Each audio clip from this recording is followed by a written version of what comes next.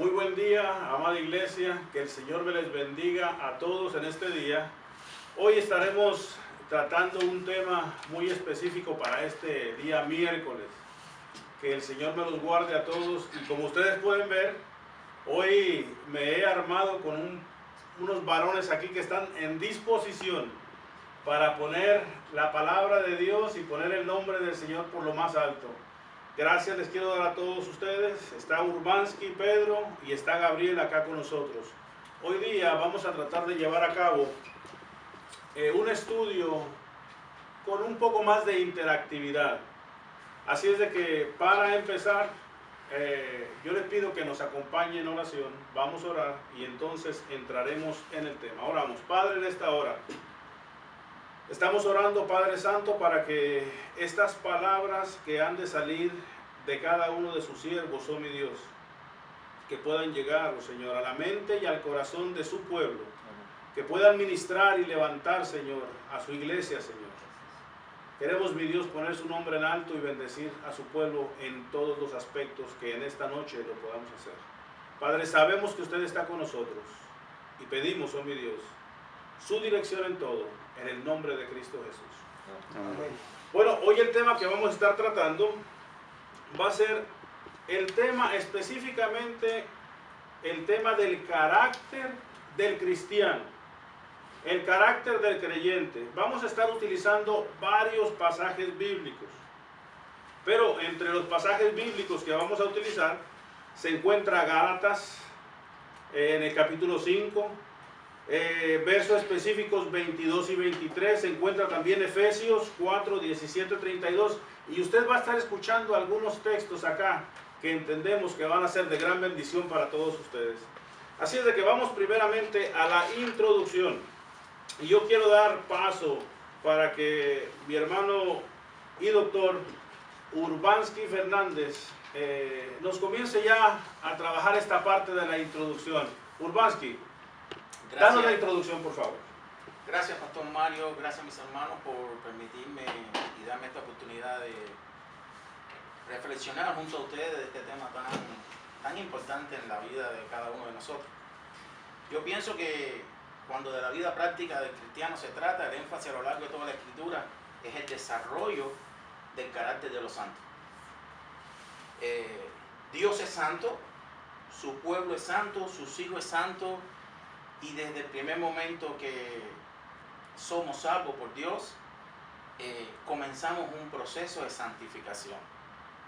De manera que creo que este es un tema que debería ser de motivación para que cada uno de los hermanos que nos están escuchando reflexionen en esto y tomen en consideración que esto es un tema de todos los días. ¿Okay? Quisiera decir también que nuestra fe no es un acto que se realiza una sola vez, sino que es una manera de vivir. El creyente verdadero, quien es declarado justo por Dios, perseverará en la fe porque es su patrón de vida. O sea, esto es una definición muy general, pero que nos va a dar las bases para el desarrollo de esta reflexión. Antes de comenzar con esto, debemos de definir lo que es carácter. ¿Okay? Al pensar en el carácter, ¿cómo lo definiríamos? Yo he traído la definición que da la Real Academia Española, de la lengua española quiero decir, y nos dice que el carácter es señal o marca que se imprime, pinta o esculpe en algo, signo de escritura o de imprenta, estilo o forma de los signos de las escrituras o de los tipos de imprenta, señal o figura, marca en las cosas y en la persona.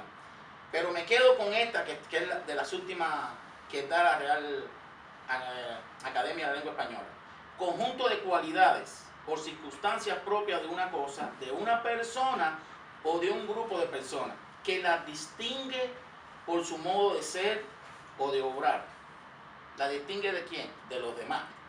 Condición dada a alguien o a algo para la dignidad que sustenta la función que desempeña. Modo de decir o estilo de vida.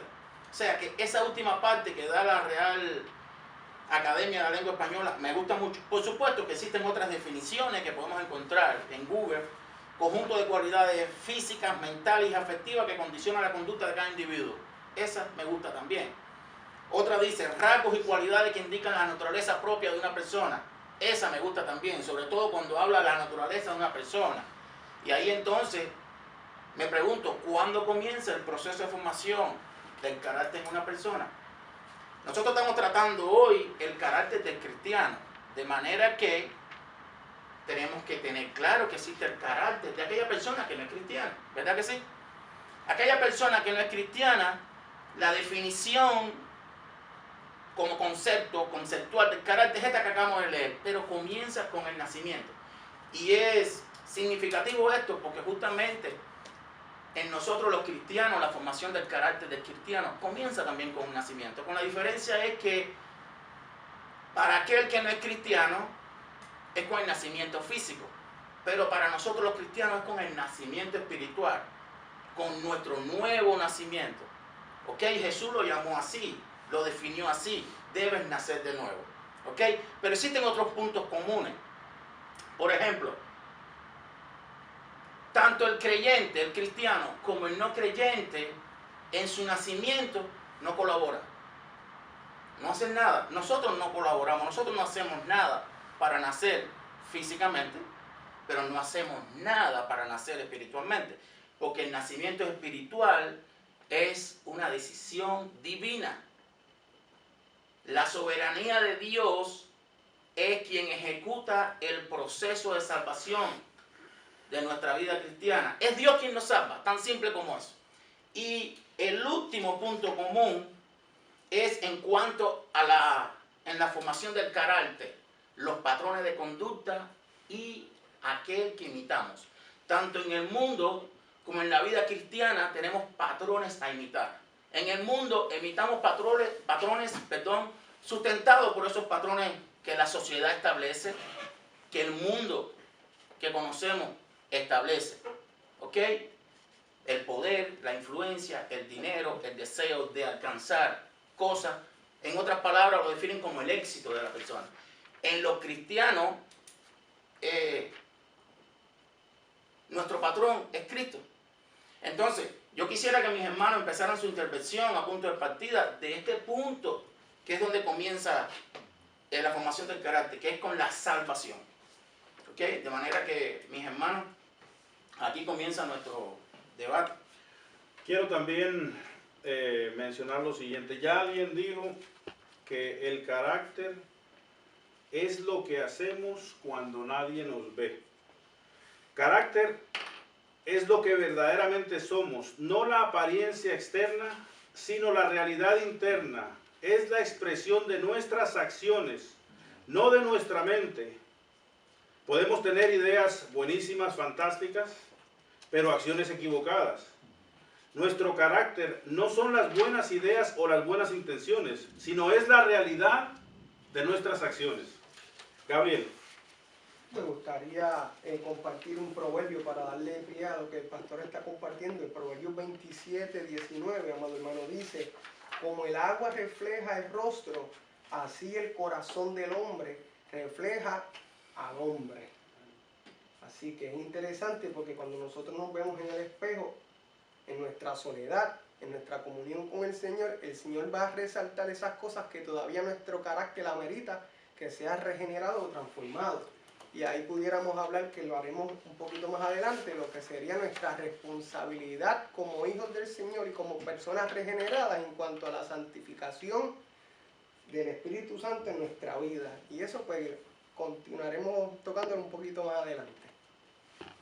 Sí, el desarrollo del carácter, también queremos ampliar un poquito en esto.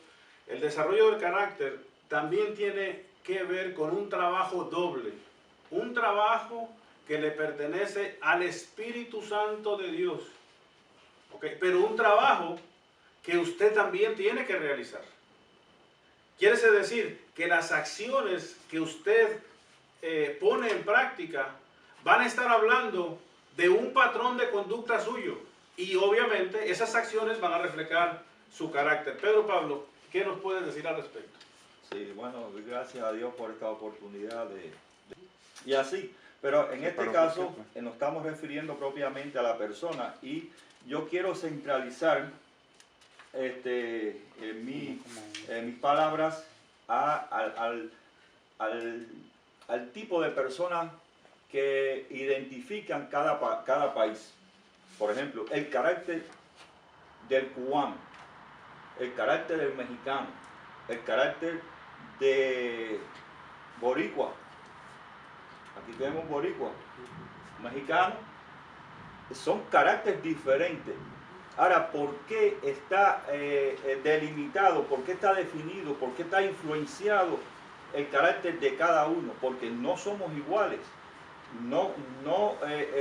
La actitud nuestra ante diferentes acontecimientos, cada uno la expresa diferente. No es lo mismo el cubano, no es lo mismo el mexicano, no es lo mismo el caribeño que el continental, etcétera, etcétera. Ahora, ¿a dónde quiero llegar? Cada ciudadano representa al país donde nació, representa su cultura, su idiosincrasia.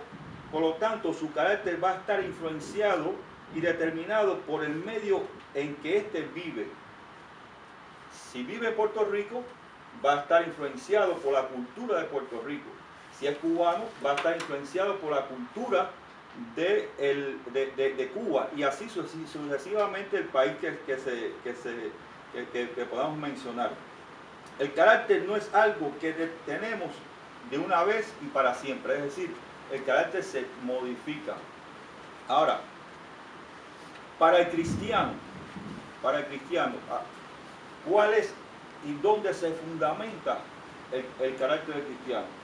Bueno, como habíamos hablado, de cada persona refleja el carácter del país.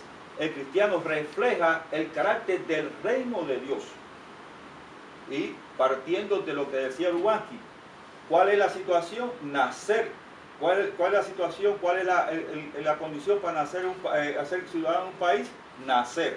Así que cuando nosotros nacemos en Cristo, estamos naciendo en el reino de Dios. Y por lo tanto, cuando decimos nacemos, es decir, ahí está incluido el cambio, el nacimiento completo, es decir, incluye la mente, incluye el pensar, incluye el carácter, la personalidad.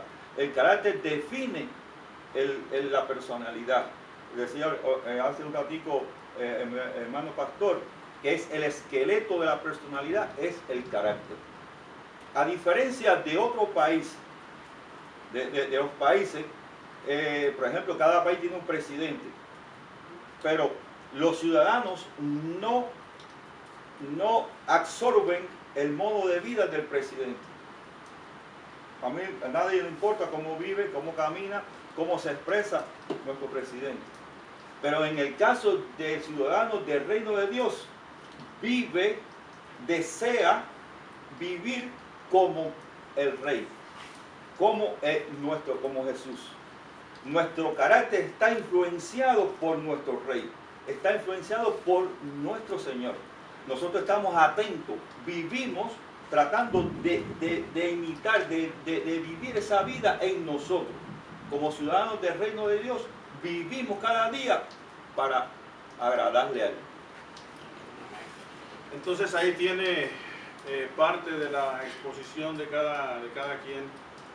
Me gustaría leer este texto que está en Ezequiel 36, 26 y 27. Dice: os daré corazón nuevo y pondré espíritu nuevo dentro de vosotros, y quitaré de vuestra carne el corazón de piedra, y os daré un corazón de carne.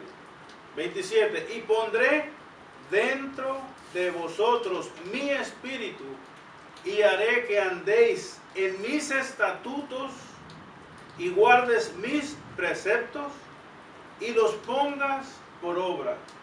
Aquí en Ezequiel estamos viendo que nuestro Dios mismo, desde la antigüedad, desde antes de que nuestro Señor Jesucristo viniese, ya está profetizando que va a poner su espíritu en nosotros. Solamente para cerrar el punto, ¿dónde se ha cumplido entonces esta promesa? Esta promesa tiene su cumplimiento específico en Hechos capítulo 2. Usted puede ver ahí, ¿sí? En Hechos capítulo 2, cuando el Espíritu Santo es derramado. Entonces, ya el Espíritu Santo tiene una participación activa dentro del cristiano, dentro del pueblo de Dios. Si usted ve en el Antiguo Testamento, la gran mayor parte de las veces usted ve que el Espíritu de Dios estaba sobre aquella persona, sobre aquel siervo, pero en el Nuevo Testamento ya el Espíritu Santo tiene una parte activa dentro de nosotros. Entonces, regresando a la base, la participación del Espíritu Santo en la salvación, específicamente en la salvación, es muy difícil que haya una regeneración, un cambio de carácter, si los valores de la persona no cambian. Tus valores necesitan ser cambiados para que entonces puedas valorar más lo que Dios te ofrece, ¿sí?, a lo que has vivido o a los valores con los cuales te has desarrollado, independientemente del país en el cual te encuentres. Así es de que el desarrollo del carácter del creyente, del cristiano, no puede llevarse a cabo sin la asistencia del Espíritu Santo. Punto número 1. El factor principal en el desarrollo del creyente es el Espíritu Santo, es Dios mismo. Y lo que se opone directamente al desarrollo somos nosotros, es nuestra humanidad. Nuestra humanidad es lo que siempre está oponiéndose al desarrollo del carácter de Cristo. Entonces, lo que Dios desea realizar y transformar en nuestras vidas es precisamente nuestro carácter. Si nuestros valores cambian, nuestro carácter va a cambiar. Si nuestros valores no cambian, muy difícil vamos a cambiar. Urbanski. Sí, justamente, y siguiendo con la línea de pensamiento de Pedro Pablo, es triste pensar que pueda haber un cristiano que cree o sustenta su salvación solo con el hecho de no ir al infierno o de ser perdonado. La salvación es más que eso. La salvación es el proceso mediante el cual Dios salva. Y ese proceso se llama la transformación. Ese nuevo nacimiento nos da una nueva identidad, nos da una nueva naturaleza. Y hay que entender que desde que Dios en su soberanía y en su voluntad decide darnos su espíritu, es porque nosotros no tenemos la capacidad, humanamente hablando, de asumir esa transformación. En nuestra naturaleza, nosotros, por nosotros mismos, no somos capaces de transformar nuestro carácter. Llegar a amar a Dios, llegar a glorificarlo y llegar a que todo lo que hagamos, lo hagamos para Dios, necesita un proceso de transformación. ¿Okay? Jesús dijo que es nacer de nuevo. Cuando Dios salva a alguien, lo hace completamente nuevo. Ser salvo es recibir un corazón nuevo de Dios, y de este corazón nuevo, fluye una nueva forma de ser y de actuar. ¿Ok? Siguiendo con esta línea, la Biblia describe la salvación como una transformación de nuestro corazón. Ya citamos a Ezequiel, Gaby trajo Proverbios, pero Gaby trajo 27 y 19, pero Proverbios 23, 7 dice, por cual es su pensamiento en su corazón, tal es él. O sea que la necesidad de transformación de ese corazón es vital para cumplir con el propósito para el cual fuimos salvos. Y eso es algo maravilloso, hermano. Y eso hace de nuestro proceso de transformación y santificación que no sea tan tedioso, que no sea tan aburrido. Esto es una lucha en la cual debemos gozarnos todos los días, porque todos tenemos tantas cosas inmundas en nuestro ser. Por decirlo, disculpen la palabra inmunda, pero creo que a veces la palabra es inmunda, estremece más y transmite con toda claridad el grado de inmundicia espiritual que teníamos o donde vivíamos antes de ser salvos. Entonces, concebir en nuestra mente, a punto de partida del poder del Espíritu Santo, la necesidad de ese poder para enfrentar este proceso de transformación, es la responsabilidad que asumimos nosotros una vez que somos salvos. O sea, en este proceso de santificación, claro que no, pero se nos da el poder, y es el mismo poder del Espíritu de Dios, que nos sella, que mora en nosotros. Pero es de vital importancia para nosotros como cristianos someternos a ese poder. En nuestra naturaleza somos rebeldes y a veces no queremos ser obedientes 100%, pero la obediencia a Dios y a su palabra y la obediencia al poder del Espíritu Santo en nuestra vida es vital para alcanzar metas. Para alcanzar metas. Si alguien como Pablo, que tiene más del 60% de toda la escritura del Nuevo Testamento, fue capaz de decir, yo mismo no lo he alcanzado, pero lucho todos los días, prosigo a la meta. Nosotros como cristianos tenemos que entender que en esta lucha, esto no es de un día, esto es de todos los días. Esto es hasta que nos vayamos a encontrarnos con el Señor. Todos los días nos enfrentamos a esa batalla de todos los días. Yo le decía ayer a un hermano que hablamos por teléfono, si Dios viene ahora mismo y me lleva a su presencia, tiene que purificarme por el camino. Tiene que purificarme porque no me siento en las condiciones de llegar a la presencia de Dios. De manera que yo, responsablemente y con la capacidad que me da el Espíritu Santo y basándome en lo que dice la Escritura de cada uno de nosotros, yo me veo sucio para llegar ahora mismo a la presencia de Dios. Pero pido todos los días que ese Espíritu Santo que me fue dado me siga santificando y siga obrando en mí de la manera magnífica, majestuosa y maravillosa que lo ha hecho. Y ese debe ser el pensamiento de cada uno de nosotros para que responsablemente podamos asumir este proceso de santificación. De lo contrario, no estamos haciendo lo que nos pide el Señor.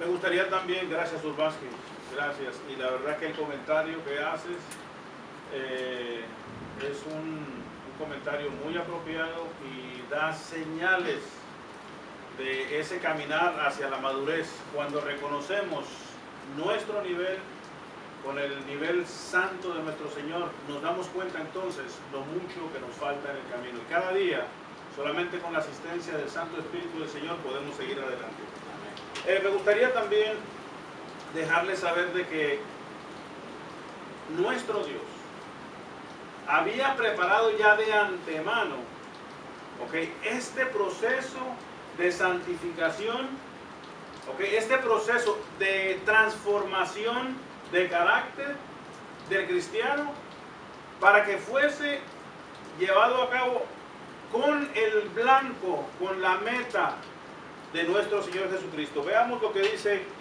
en Romanos 8:29, dice, porque a los que antes conoció, también los predestinó para que fuesen hechos conforme a la imagen que es parecido, semejanza o apariencia, a la imagen de su Hijo, para que Él sea el primogénito entre muchos hermanos. Quiere decir que en este proceso, en este caminar, en la transformación del carácter de Cristo en nuestras vidas, ya el Señor había preparado para que nosotros tuviésemos ese blanco, a Cristo Jesús, como nuestro blanco para la transformación del carácter.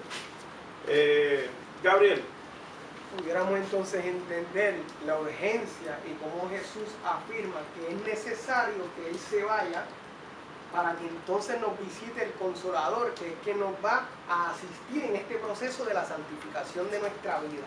Y me gustaría visitar un poquito de momento a Gálatas para que nosotros veamos, amados, que nosotros seremos incapaces de dar fruto si no fuera por la asistencia del poder del Espíritu Santo en nuestra vida. Y si tocamos un poco Gálatas y visitamos algunos versos, ese capítulo 5, ese primer verso 16, dice, digo pues, andad en el Espíritu y no satisfagáis los deseos de ¿qué? ¿A quién le está hablando el apóstol Pablo en este momento? A la iglesia. O sea que para nosotros, como muy bien traído el hermano Urbanski al comienzo, es imperativo, amado hermano, que nosotros nos sometamos a la voluntad del Espíritu Santo para que el carácter de Dios en mi vida se forja al punto de que otros tengan que reconocer que yo soy un creyente, que he sido redimido, que he sido rescatado, que he sido testigo del poder de Dios. Y me gustaría también afirmar, como hemos dicho desde el principio, que nosotros no nos merecíamos esto. Por eso se llama gracia. Nosotros tenemos el privilegio de ser luz en medio de tinieblas, amado hermano. Y cuando nosotros entendemos lo que Jesús hizo en el Calvario por nuestra vida, y nosotros entendemos el arrepentimiento y cómo Dios nos perdona sin nosotros merecerlo, y se hace una realidad en nuestro corazón, en nuestra vida, lo que es la gracia del Señor visitando nuestro corazón, de nuestro interior, amado hermano, dice la palabra que tienen que fluir ríos de agua viva. Tiene que haber un gozo en el momento donde yo me comienzo a someter a lo que es el carácter del creyente. A muchos hermanos se les hace difícil, y yo, mi humilde opinión es que a veces como creyentes no hemos entendido la magnitud del aspecto de nuestra salvación. Cuando nosotros entendemos lo que Jesucristo hizo en la cruz del Calvario, y nosotros recibimos el gozo de la salvación, amado hermano, en nuestro interior va a haber un deseo genuino de nosotros dejar de vivir bajo la carne y someternos al Espíritu Santo, para que ese carácter se vaya formando y forjando en mi vida, para que los hermanos, para que los amigos, para que mi vecino, para el que no me conoce, que ese es nuestro fin, ser luz en medio de tinieblas, ser sal en medio de esta tierra, vean estas cosas, vean que pastor, hermano Bansky, hermano Pedro Pablo, vean los frutos. Si visitamos ese capítulo 5 de Gálatas, dice, más el fruto, mire cómo dice, del Espíritu. Primero habla de lo que hace la carne en mi vida.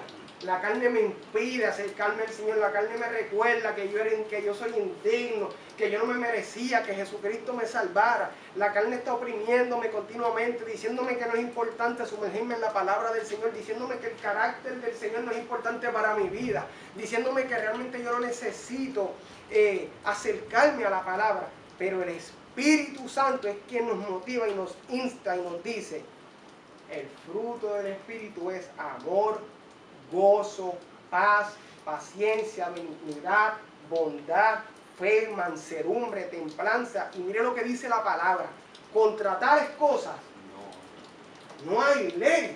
O sea, amado, que en medio de este proceso donde nosotros debemos fortalecer y forjar y tener participación en lo que es el carácter del Señor en mi vida como creyente, nosotros tenemos que permitir al Espíritu Santo que obre, amado hermano. Y a veces nosotros somos el tropiezo. Mire qué cosa irónica, el tropiezo para que el Espíritu Santo se manifieste en mi vida y en mi corazón. Y lo bonito de esto es que el Señor Jesús nos ha llamado a vivir en santidad. Nos invita el apóstol Pablo, ¿sí o no? Nos dice, sed imitadores de mí, como yo lo soy de Jesucristo. O sea, es imperativo que nosotros entendamos que el carácter del Señor se tiene, amado, se tiene que formar en nuestra vida, en nuestro corazón. Yo quisiera decir un poco más para terminar. Que el carácter de un creyente se forme en mi vida y que mi vida viva en santidad y en santificación no es una opción. Es imperativo, es un mandato, es lo que el Señor espera de nuestra vida. ¿Sí o no, amado hermano? Así es. Es lo que el Señor espera de nosotros. ¿Para qué? Y pudiéramos visitar luego, ¿verdad?, en la conclusión de esos versos, para que otros vean en nuestra vida que un ser humano común y corriente ha podido ser transformado por el amor del Señor, y tengan que reconocer que en ese cielo hay un Dios que puede hacer lo mismo con ellos. Pero para que eso suceda, nosotros tenemos que someternos a la palabra, permitir que el Espíritu Santo transforme continuamente mi vida, que los frutos fluyan, y el que no conoce el Evangelio, anhele el Evangelio, porque al final del día el Evangelio es que buenas nuevas de salvación. Amén. Gracias, Gabriel. Saben que les decía que quien normalmente se opone en el desarrollo del carácter es nuestra carne, ¿verdad? Nosotros mismos nos oponemos en el desarrollo de lo que Dios quiere hacer con nosotros. Tengo un amigo que cada vez que lo veo me dice, te recuerdo mi dulzura de carácter, que mi propia esposa no me lo entiende, dice, pero quiero recordarte que la dulzura del carácter que tengo está siendo trabajada día con día. Yo digo, bueno, sí, seguimos en el mismo camino, ¿verdad? Dice 1 y 2, dice, así que hermanos, os ruego por las misericordias de Dios, que presentéis vuestros cuerpos, y fíjese la palabra que utiliza, en sacrificio vivo. Quiere decir que el desarrollo del carácter no es algo fácil.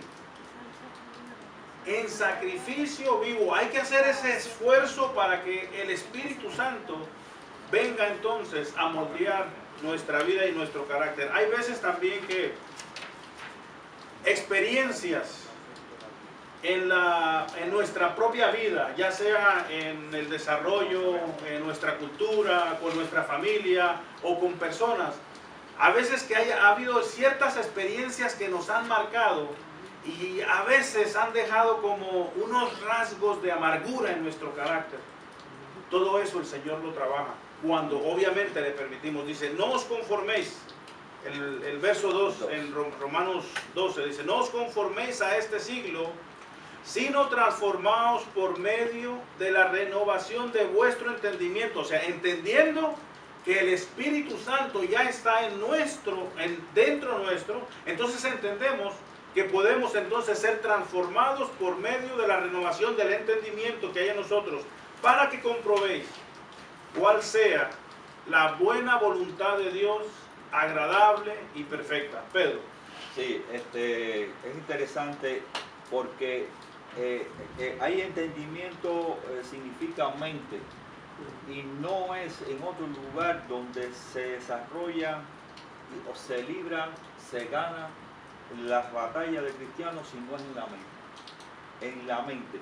Y está claro, tan hermoso aquí que dice, no os conforméis a este siglo, sino transformaos por medio de la renovación de vuestro entendimiento, de vuestra mente, para que comprobéis cuál sea la buena voluntad de Dios, agradable y perfecta. Es decir, que es en la mente. Y ahorita quiero retomar un punto que toqué ahorita y que creo que es importante para la iglesia, para el cristiano. Si quiere transformar su carácter, si quiere imitar el carácter de Cristo, no puede perder. Y eso es lo que pasa muchas veces, que dice, buscar primeramente el reino de Dios y su justicia, y lo demás será añadido. ¿Qué pasa? Que estamos buscando las añadiduras. Tenemos ocupadas nuestras mentes en las añadiduras y no en el Señor que nos da esas cosas. ¿Cuál es el carácter? Entonces, ahí, por eso mismo, que el carácter, dice que el carácter es el esqueleto de la personalidad. Si el carácter tuyo no está formado sobre la base de Cristo, si tú no estás mirando al Señor, si tú no estás pendiente de su palabra, si tú no estás alimentándote de tu palabra, tu mente entonces está ocupada en las añadiduras. Y entonces tienes que ser un cristiano débil, un cristiano que ante los problemas y ante las dificultades, claro que vas a perder, claro que vas a salir derrotado, vas a perder el gozo. Es interesante. La primera frase que el Señor dijo, arrepentíos. Arrepentido significa cambio de opinión, entre otras cosas, entre otros significados, dice cambio de opinión, cambio de mente. Si tú estabas pensando de una forma 180 grados y piensa en la forma en que correcta, es decir, ese arrepentimiento. ¿Qué pasa? Que encontramos personas asistiendo a la iglesia domingo tras domingo, no se pierden, pero no han tenido ese encuentro personal con Cristo, no han tenido ese encuentro personal con el Rey. Entonces no hay un arrepentimiento, hay remordimiento, hay otras cosas menos arrepentimiento, no hay un cambio de mente. Entonces no podemos disfrutar de esa agradable y perfecta voluntad de Dios si nuestras mentes no están constrictas, no están educadas en ese sentido y en esa visión que es nuestro Rey. No podemos decir, mi vida victoriosa, mi vida es llena de gozo, si nuestra mente no está ocupada por la palabra, no está ocupada, no está centralizada en el reino.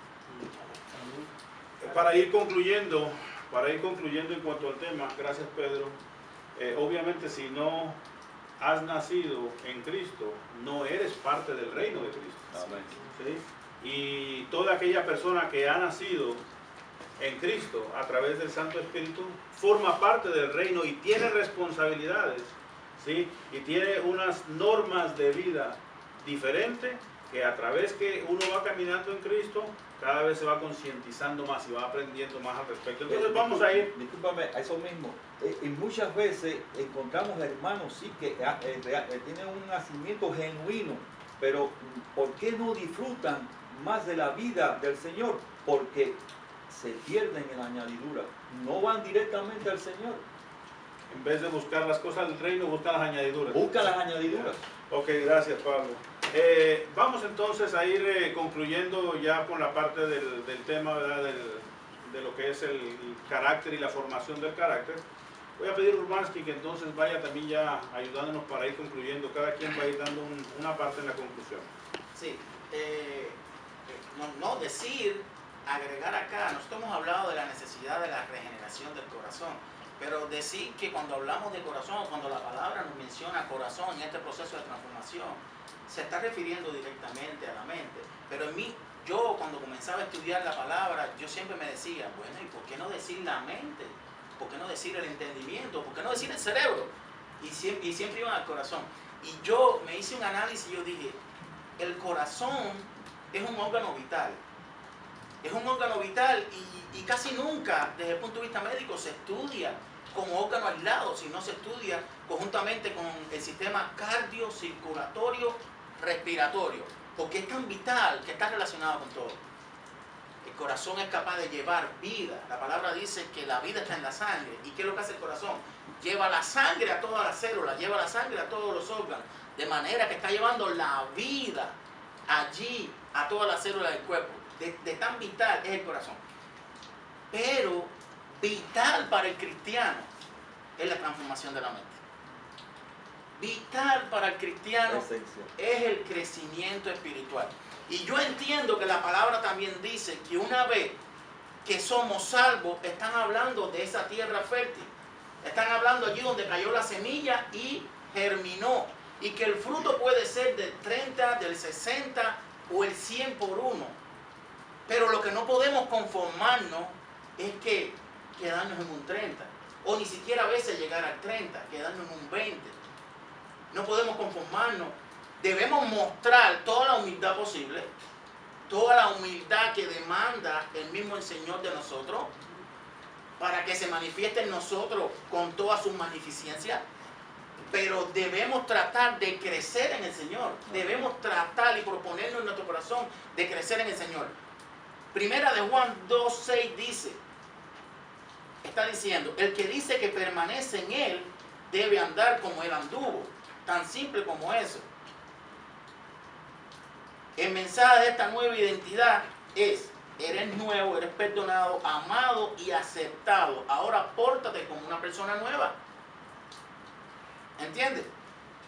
Hay algo interesante. Hijos amados obedecen a su padre. ¿Por qué entonces nos resistimos? Yo traía aquí, hay 3 componentes en la nueva motivación que nos da.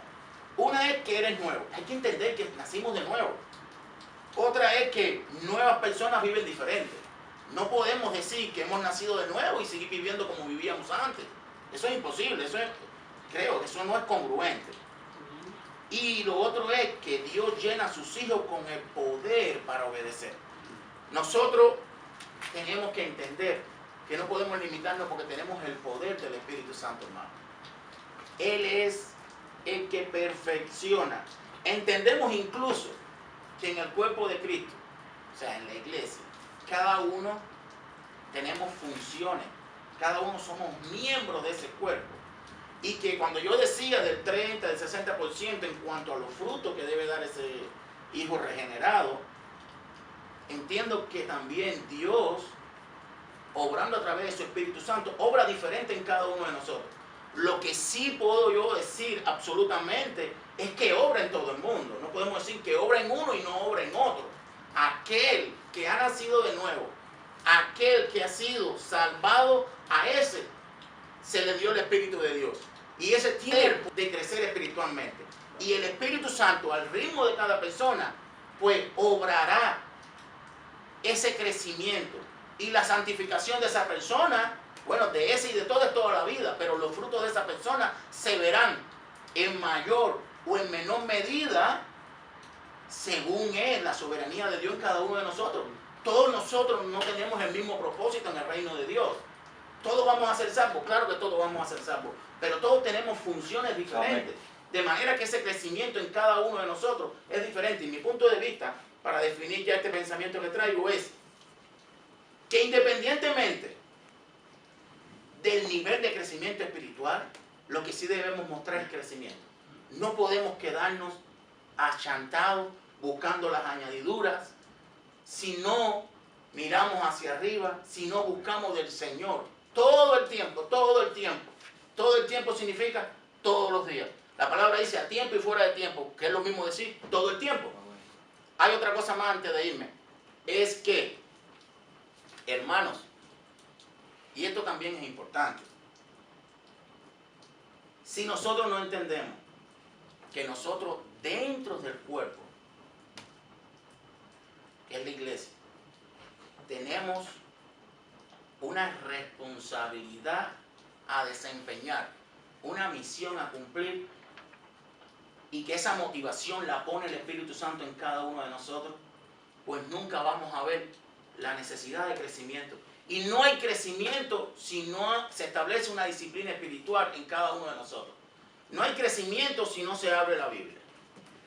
No hay crecimiento si no se ora. No hay crecimiento si no se ayuna. No hay crecimiento si no vienes a la iglesia y no te congregas. No hay crecimiento sin comunión. No hay crecimiento si otros hermanos no interceden por ti. Porque en nuestras debilidades también, el poder de la oración de otros hermanos en beneficio nuestro nos levantan en nuestras crisis espirituales. No hay crecimiento conformándonos con venir una sola vez a la semana a la iglesia. El pastor no tiene el poder de transformarnos. Ningún pastor tiene el poder de... ¿El pastor contribuye a nuestro crecimiento? Sí. Pero la fuente de nuestro crecimiento está en la palabra. Y el poder de entendimiento de esta palabra está en el Espíritu Santo dentro de nosotros. De manera que cuanto más leamos la palabra, más entendimiento vamos a tener. Gracias, Urbanski. Gracias. Últimas palabras. Quisiera reforzar y hacer hincapié en lo que está trayendo el hermano Urbanski. La única revelación que nosotros tenemos para que nuestra vida se forje el carácter del Señor es la palabra. Podemos escuchar predicaciones, podemos hacer estudios bíblicos, podemos comprender las distintas teologías que el ser humano, ¿verdad?, ha querido implementar, podemos saber las doctrinas de la gracia, podemos saber distintos puntos, amados hermanos, pero si esta palabra no se hace una realidad en mi corazón, el carácter del Señor no se va a formar en mi vida. Pienso que todo lo que se ha dicho aquí queda todavía por decir, pero quiero hacer énfasis en que todo el motivo por el cual el Señor ha puesto el Espíritu Santo, su palabra en nosotros y renueva nuestras mentes, que es para llevarnos a ese nivel espiritual, pero de compañerismo, de dependencia de Él. Pero el final es para darle toda la gloria a Dios. Amén. Eso es algo que no podemos perder de vista, porque y hoy lo vemos tristemente, muchas iglesias están predicando otras cosas y están, su enfoque está en otras cosas que no en el Rey, no en Jesús, no en el Señor de la obra. Entonces, si nosotros cambiamos nuestro carácter, cambiamos nuestra personalidad, es para darle ese lugar predominante de Rey, de Señor de señores, Rey de reyes, que es nuestro Señor Jesucristo. Amén. Quiero entonces concluir de la siguiente manera. En Efesios capítulo 4, usted puede leer desde los versos del 17 hasta el 32. Usted en su tiempo, usted puede hacerlo. Yo quiero concluir con el verso 23. Y renovaos en el espíritu de vuestra mente. Usted y yo tenemos ahora, la palabra lo dice, tenemos la mente de Cristo. ¿Cómo? A través del Santo Espíritu de Dios que está en nosotros. Y si Urbanski decía, sí, todos vamos a ser salvos, está hablando específicamente que vamos a ser salvos todo aquel que ha nacido de nuevo, todo aquel que ha recibido a Cristo Jesús como su Señor y su Salvador. Entonces, concluimos de la siguiente manera. El Espíritu Santo nos va a ayudar para desarrollar la disciplina, la responsabilidad, la persistencia, la paciencia, la perseverancia, la convicción, el compromiso y que podamos ser seres intencionales en nuestra manera de vivir. Que seas bendecida, iglesia. Dios te guarde y te bendiga. Esperamos que este estudio pueda ser de bendición para tu vida. Queremos invitarles a todos ustedes para un nuevo programa. ¿Sí? Vamos a estar tratando de utilizar una plataforma diferente donde usted pueda también participar. Poco a poco estaremos dando instrucciones. Hoy estamos tratando de hacer un estudio un poco más interactivo, como usted lo acaba de ver. Por ahora, que Dios te bendiga, iglesia, que Dios te guarde, mantente en el centro de la voluntad, y eso es en Cristo Jesús. Amén. Bendiciones. Amén.